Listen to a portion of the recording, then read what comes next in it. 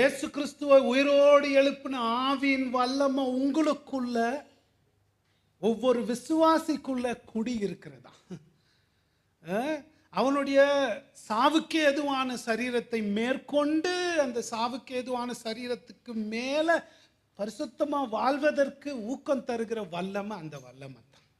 அதை பத்தி நமக்கு ஏதாவது உணர்வு இருக்கா? த டைனமிக் ஸ்பிரிச்சுவல் எனர்ஜி, இயேசு கிறிஸ்துவுடைய உயிரோடு எழுப்பின வல்லமை நம்ம வாழ்க்கையில சோதனைகளை மேற்கொள்வதற்கும், இயேசுவை ஊக்கத்தோடு சேவிப்பதற்கும், நம்ம வாழ்க்கையில கஷ்டங்களை கடந்து பலவீனங்கள்ல நம்ம பலமடைந்து தைரியத்தோடு மக்களுக்கு சுவிசேஷம் சொல்வதற்கும் எதுதான் முடியும்?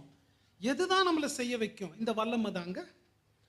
ஒரு விசுவாசிக்கிற ஆத்துமாக்கு இயேசு கிறிஸ்துவுடைய உயிர்த்தெழுதலின் வல்லமை தான் அவனை வெற்றிகரமான கிறிஸ்தவ வாழ்க்கையை வாழ வைக்குது.